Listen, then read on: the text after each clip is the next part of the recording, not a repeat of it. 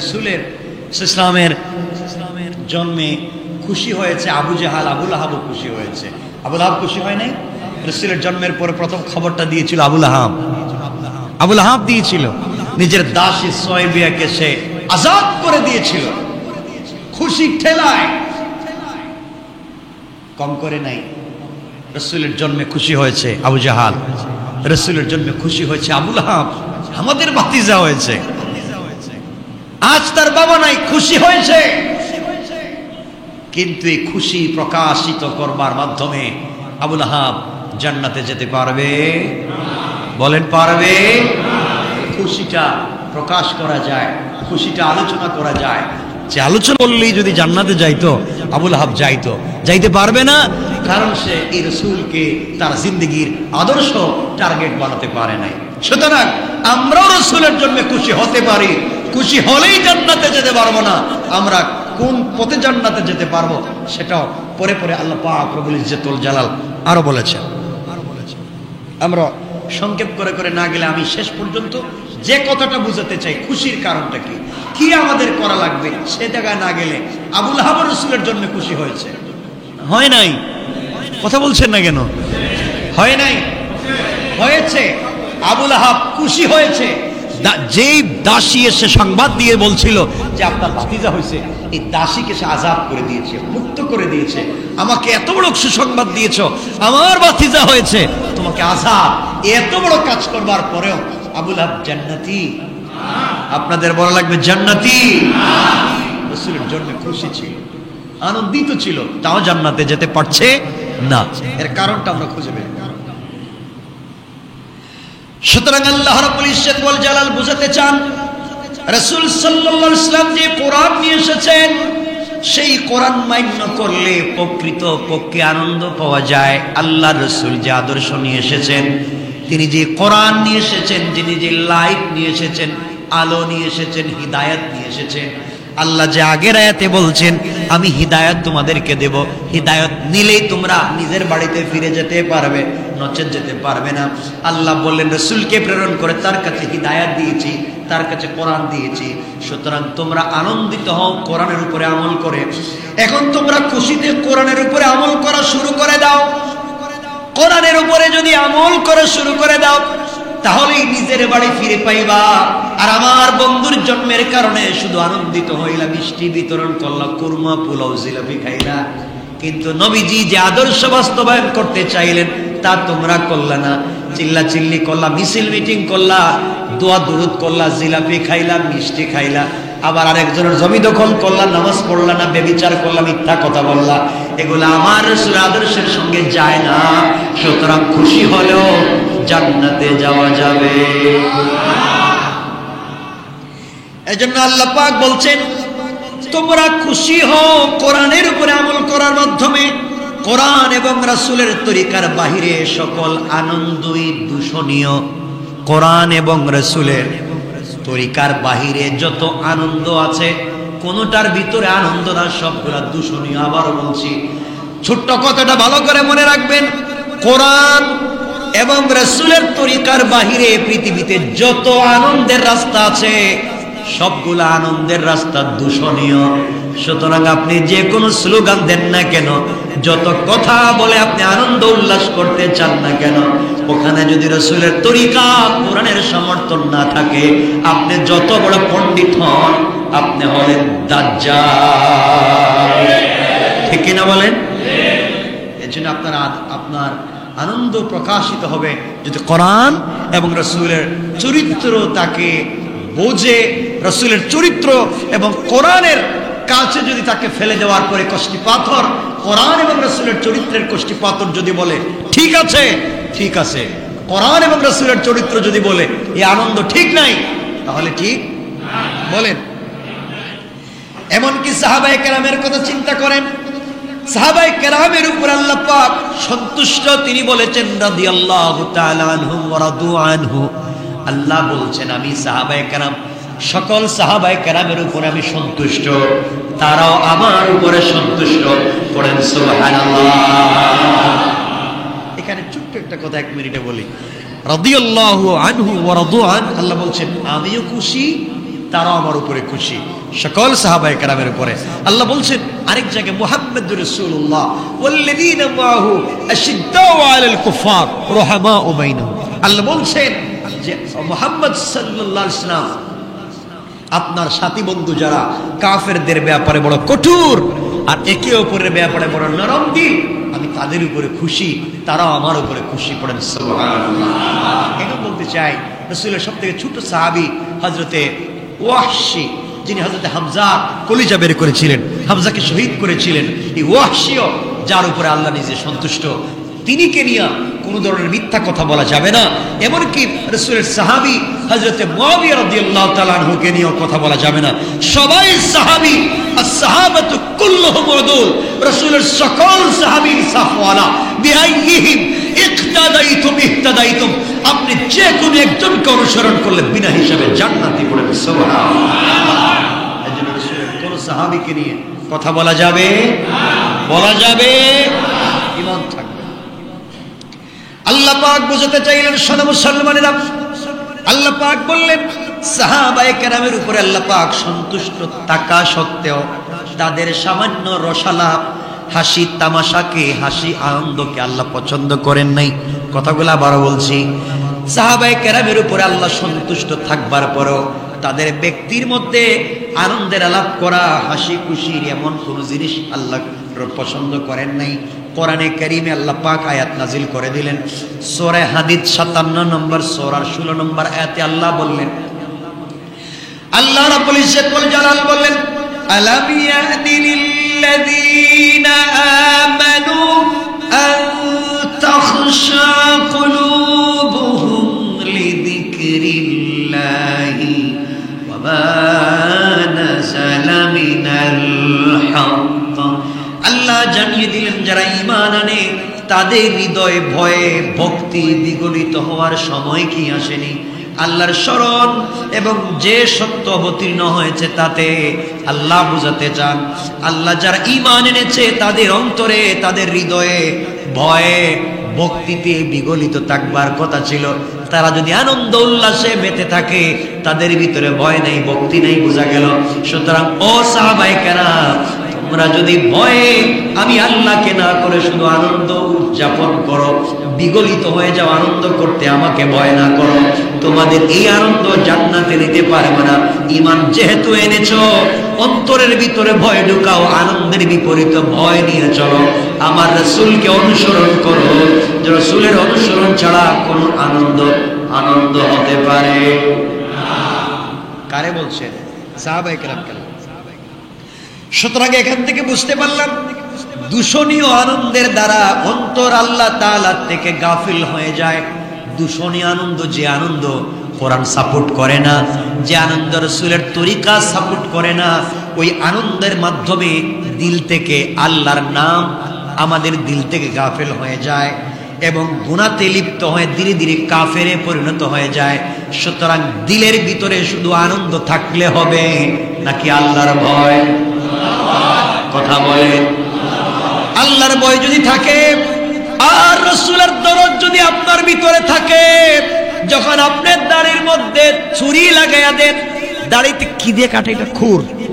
দাড়িতে যখন খুর লাগাইয়া আপনি টান দেন, আপনি তো আশিকে রাসূলের মিছিল করেন, তখন আপনার ইশকে রাসূল কোথায় যায়? ইশকে রাসূল যদি থাকে তাহলে তো আপনি দাড়িতে হাত দিতে পারেন না। আপনার কিছু সময়ের আনন্দ দাড়ি কাটার মাধ্যমে দূষণী আনন্দ, নবীজি বলেছেন এই দূষণী আনন্দ করেও কেউ আমার কাছাকাছি প্রিয় হতে পারবে না। কথা কি বুঝছেন আমার?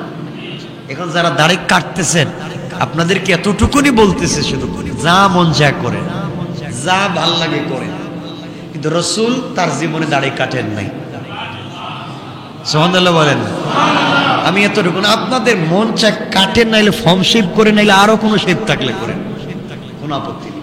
কিন্তু আমি বলছি রাসূল তার জিন্দেগিতে দাড়ি, আদম থেকে নিয়ে ঈসা নবী পর্যন্ত কোন নবী দাড়ি, কথা বলেন, কাটেন? তাহলে দাড়ি শুধু রাসূলের সুন্নত না, দাড়ি সকল নবীদের সুন্নত। এজন্য দাড়ি রাখবার চেষ্টা করি। যারা কাটতেছেন হয়তো আমরা বুঝতেছি না, ভুল করতেছি, আমরা চেষ্টা করবো না ইনশাআল্লাহ। এটা কি রাখলে খারাপ লাগে নাকি? আমারও খুব খারাপ লাগতেছে, আপনাদের খুব খারাপ লাগছে। দাড়ি রাখবেন, দাড়িতে খারাপের কিছু নাই। কথায় কথা চলে আসলো, আমাদের সময় কমে গেছে। আরেকদিন বলেছি রাসূল ইসলামের একজন সাহাবীর একটা দাড়ি ছিল। কয়টা? একটা মাত্র দাড়ি। নবীজির সামনে আসতেন আর রাসূল এইভাবে হাত, এই যে ডান হাত এইভাবে দিয়া তিনি এইভাবে হাসতেন, তার চেহারার দিকে তাকান। সুবহানাল্লাহ বলেন, জোরে বলেন সুবহানাল্লাহ। দাঁড়িয়ে আছে কয়টা? একটা। হাসতেন। তো তিনি লজ্জিত হয়ে পিছনে বসতেন, তিনি যেদিকে বসতেন রাসূল এদিকে ফিরে আবার হাসতেন। তিনি চিন্তা করতেন, কি রে আমার একটা দাড়ি, রাসূল এটা দেখে শুধু হাসাহাসি করেন, কি লজ্জা। তিনি আরেকদিন মসজিদে আসছিলেন, রাসূল তাকে দেখেই তার দিকে এভাবে তাকায় আছে। সুবহানাল্লাহ বললেন। তিনি দেখলেন রাসূল আমার দিকে শুধু বারবার তাকান, আমার দাড়িটা দেখতেছেন, আমার খুব লজ্জা লাগছে। বাড়িতে গিয়ে দাড়িটা ফেলে দিলেন। ফেলে দিয়ে তিনি রাসূলের সামনে আসলেন, রাসূল আর তার দিকে তাকালেন, ঘুরে গেলেন। তিনি বারবার চেষ্টা করেন রাসূলকে সালাম দিয়া নিজেকে রাসূলের প্রতি আকৃষ্ট করতে চাইলেন, রাসূল আর তাকাচ্ছেনই না, কোন কথাই বলতে চান না। কয়েকদিন চলে গেল, রাসূল তাকে পাত্তাই দেন না। একদিন তিনি সাহাবায়ে কেরাম আবু বকর, ওমর, ওসমান আলীকে বলছেন, ভাই এখন রাসূল আমার সাথে কথা বলছেন না, ব্যাপারটা কি? সবাই রাসূলকে ধরলেন, ইয়া রাসূলুল্লাহ, বেচারা খুব কষ্ট পাচ্ছে, আপনি কেন এখন তার দিকে তাকাচ্ছেনও না, আর মিজাজ আপনার অনেক গরম, তার দিকে তাকানো না, দেখানো না, সালামের জবাব দিচ্ছেন না, কি হয়েছে? নবীজি বলেন, সে যা করেছে তার দিকে তাকাবার মতো মন মানসিকতা আমার আর থাকে নাই। ইয়া রাসূলুল্লাহ, কি করেছে? সাহাবায়ে কেরামকে নবীজি বলেন, শোনো, তার মুখে একটা দাড়ি ছিল, তার চেহারার দিকে যখন তাকাতাম তখন আমার ভাল লাগতো, দেখতাম একটা দাড়িতে 70 জন ফেরেশতা লটকে আছে, আর ওটা দেখে আমার ভাল লাগতো, যদি আরো থাকতো তাহলে আরো ফেরেশতারা লটকে পড়তো। এজন্য ভাল লাগতো যে একটা দাড়িতে 70টা ফেরেশতা, ওটা ফালাইয়া দিস।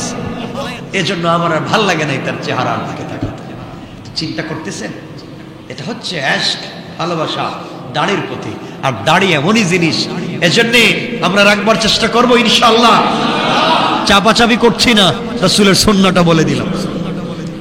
দাড়ি যদি রাখেন, যে গলায় টনসিল হয়, গলায় ক্যান্সার হয়, এই ধরনের রোগ থেকে 90% সুস্থ থাকবেন, 90%।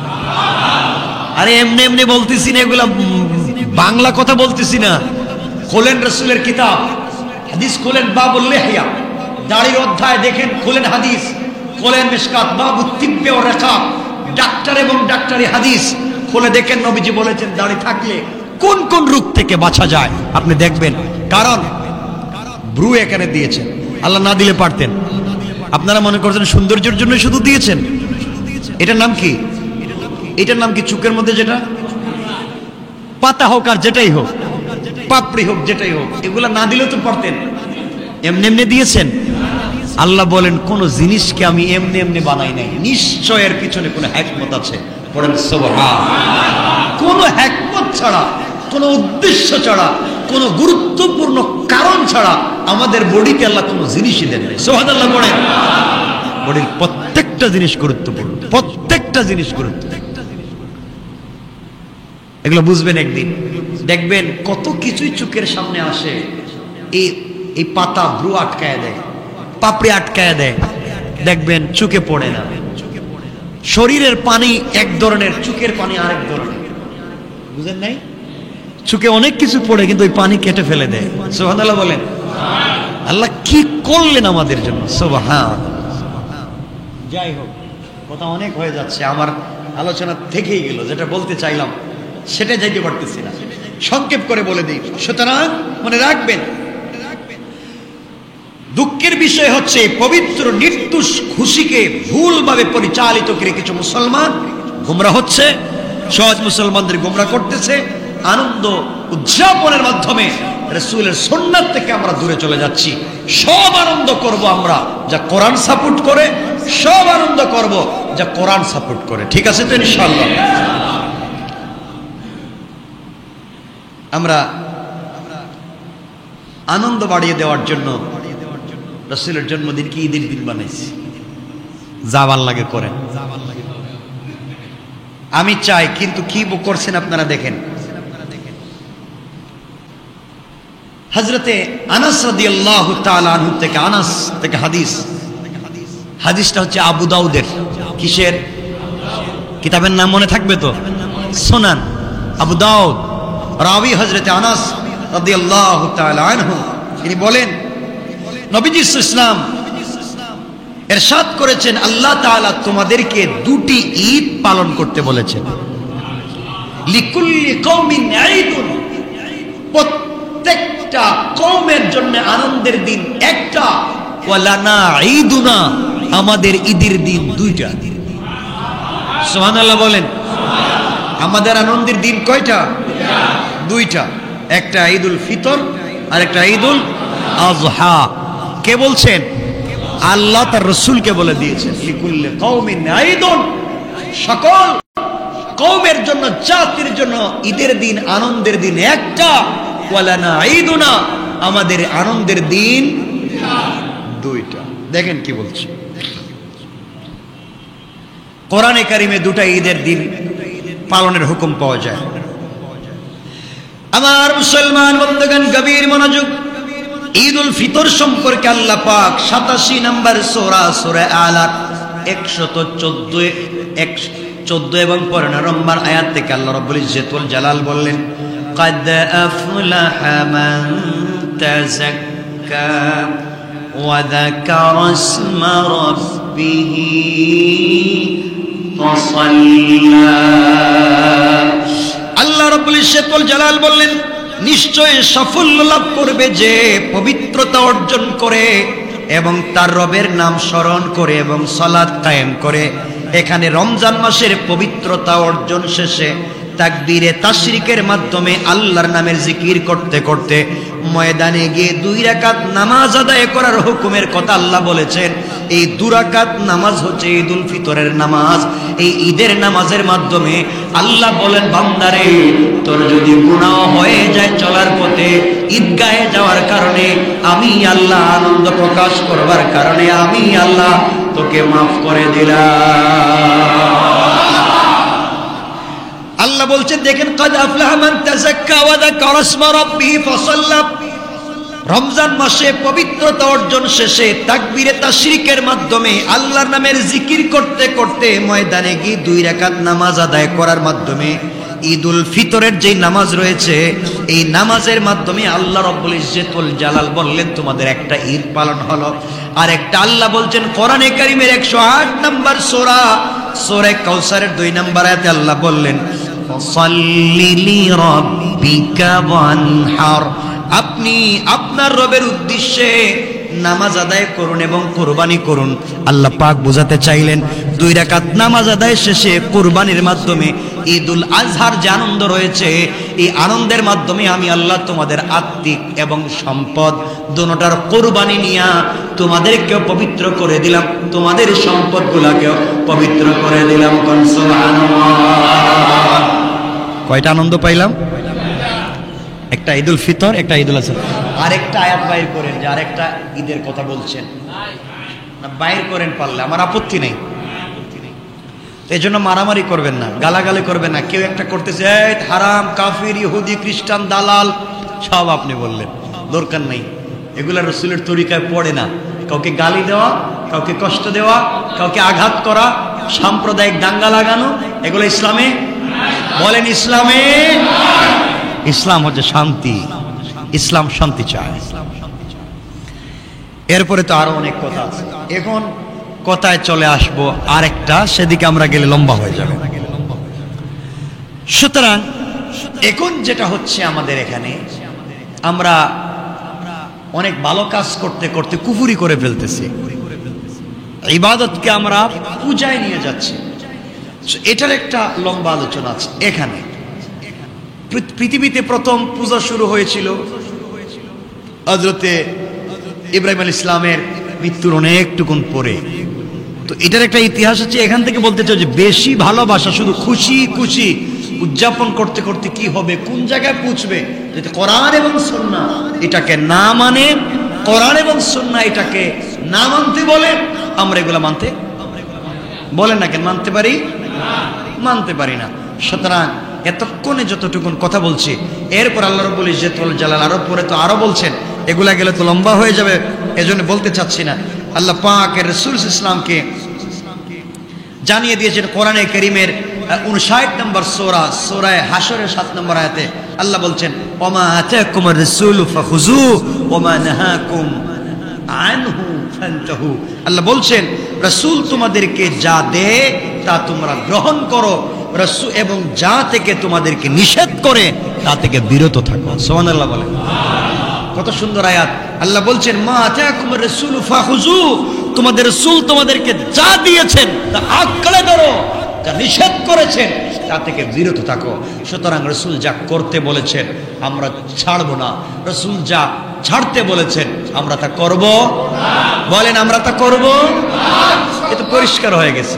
রাসূল যা করতে বলেছেন আমরা ছাড়বো না, রাসূল যা ছাড়তে বলেছেন আমরা তা করব না। এই তো হয়ে গেছে। এখন দেখেন রাসূল কি কি করতে বলেছেন, রাসূল কি কি ছাড়তে বলেছেন। আমরা ফিতনা করব না, মারামারি করব না, গীবত শিকায়াত চুগলখড়ি ফিতনাবাজি শয়তানি ধান্দামি এগুলাতে যাব না। সবাই নামাজি, কাউকে গালি দিবেন না। কেউ যদি কষ্ট দেয় অন্যায় পথে চলে তাকে বুঝাবেন, আপনার দায়িত্ব বুঝানো, এতটুকুন আপনার দায়িত্ব। আপনি পিটাইয়া মাইরা ডান্ডা দিয়া দিন শিখাবেন, নামাজ শিখাবেন, এই আদর্শ দিয়ে আপনাকে আল্লাহ পাঠায় নাই। পরিষ্কার? আপনার দায়িত্ব বুঝানো, আপনার দায়িত্ব বলা, এতটুকু এতটুকু। নিজেকে বাঁচানো ফরজ আর অন্যকে বাঁচানো ফরজ না বাঁচাবার চেষ্টা করা ফরজ। নিজেকে বাঁচানো ফরজ আর অন্যকে চেষ্টা করা ফরজ, বাঁচানো ফরজ না। সুতরাং আমরা চেষ্টা করতেই পারি, মারামারি করতে পারি। আল্লাহ আমাদের সবাইকে হেফাজত করুন। সবাই বলেন আমিন। গালাগালি করব, মারামারি, রাসূলের জিন্দেগি নিয়ে অমুক দলে কি করলো, তমুক দল কি করলো, এটা কি করলো, ওইটা কি করলো, এরা খারেজি, এরা ওয়াহাবি, এরা সুন্নি, এরা রাফিজি, এরা শিয়া, কি শুরু করলেন সব বাদ। এক কথা আজকের আলোচনার শেষ কথা বলে দেই, দিন শেষে মনে রাখবেন যারা যারা আমাদের কিবলার দিকে মুখ করে সালাত পড়ে, যারা আমাদের জবাই করা পশুর গোশত খায়, যারা আল্লাহর তাওহীদ মানে, যারা রাসূলের রিসালাত মানে, তারা আমার ভাই। আমাদের মধ্যে ফেরাক, ফিতনা, ফাসাদ, গ্রুপ আর দলে দলে বিভক্ত যত হব ততই আমরা মাইর খাবো। আল্লাহ আমাদেরকে হেফাজত করুন। সবাই আমার জন্য দোয়া করবেন, আমিও আপনাদের জন্য দোয়া করব।